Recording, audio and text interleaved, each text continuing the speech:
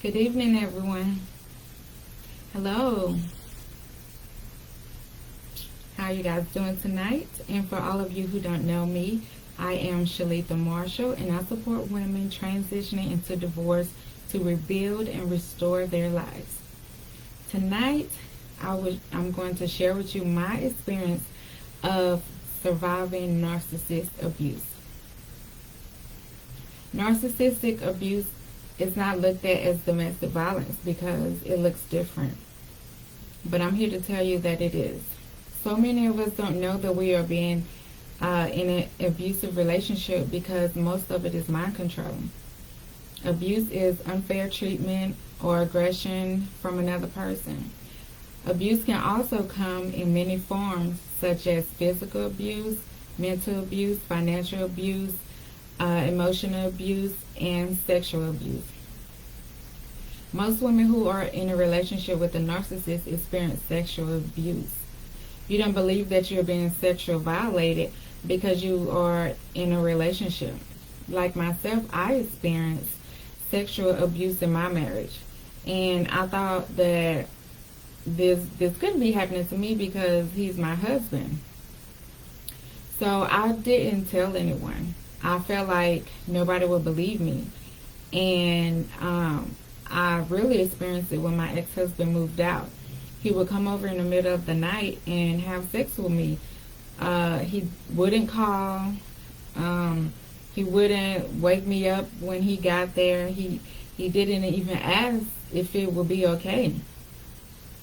So what do? You just lay there and take it. I didn't call the police because I felt like they wouldn't believe me, because all he had to say was that he lived there and he was my husband. And I felt like they would believe him over me just because of our previous experiences with the police. So it's really like he just did not care how I felt or what I thought about the situation. So I took it upon myself to start sleeping with my door locked, and I kept the biggest knife from the kitchen under my bed. And eventually, I think he got the message because he stopped coming over. So believe me when I say that sexual abuse in a marriage is real. You begin to isolate yourself from friends and family because most of the time you're just not even sure of yourself. You're not even sure of who you are anymore because you have lost your identity. You begin to feel like you are in this world all alone. So pieces of you begin to die because you start to just go along whatever the narcissist say. You become the yes person because you don't want to make them mad. You begin to develop anxiety from fear of making them mad by doing or saying something wrong. They will always say things like, "Why are you being so sensitive?" Or "You just emotional." So they devalue you. Which leaves you feeling confused and not sure of your own thinking. So it just keeps you hooked on that person because you begin to feel like you can't really think without them. So being in an abusive relationship is like an addiction that keeps you there, which is called a trauma bond. And a trauma bond is the misuse of fear, excitement, and sexual psychology to entangle another person, which is pretty much what I experienced, because if I didn't have sex, he would make it seem like something was wrong with me or that I had issues. So at one point in our marriage, I was going to doctor after doctor trying to figure out what was wrong with me, why I couldn't have sex. I'm assuming the way that he wanted me to. Why didn't I initiate sex with him? But he doesn't realize the trauma and discomfort that he caused me, to where I don't know, it was just shut off.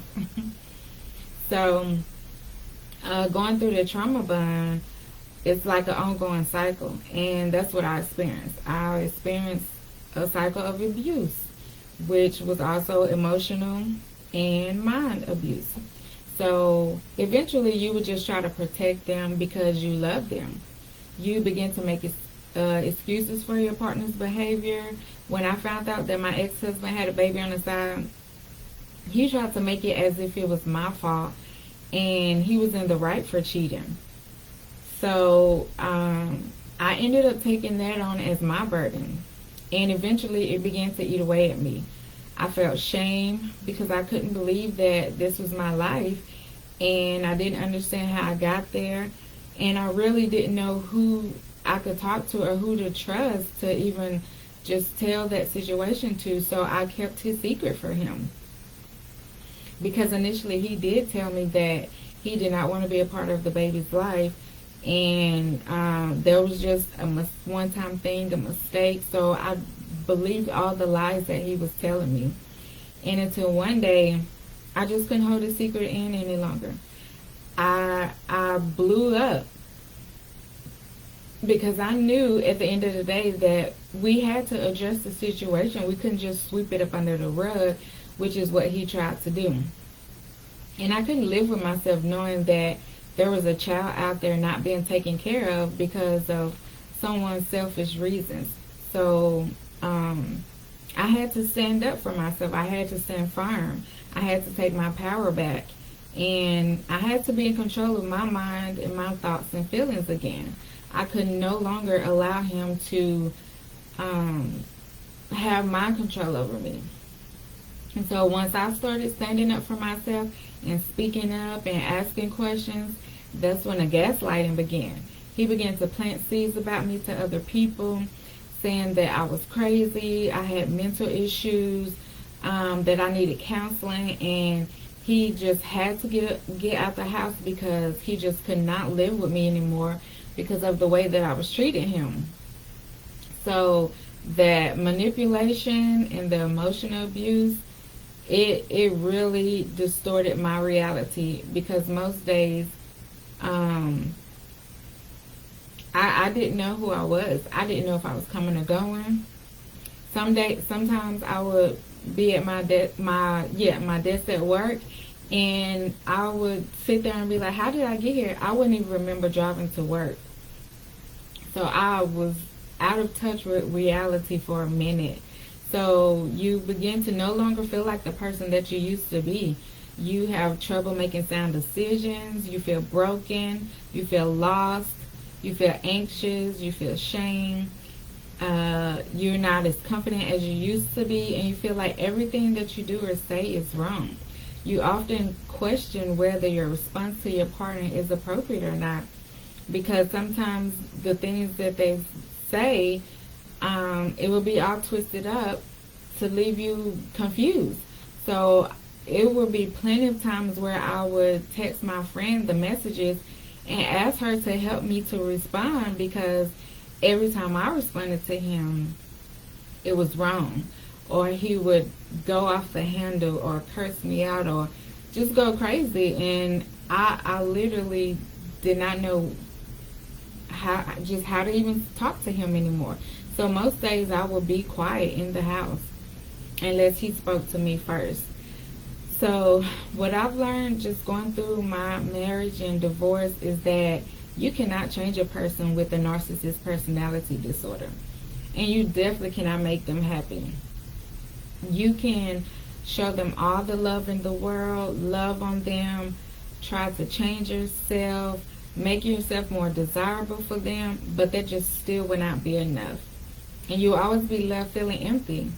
So essentially, you will never be enough for them because they are never enough for themselves. So I just want to leave you with this tonight, to don't give up and don't go back. Don't believe the lies that they're trying to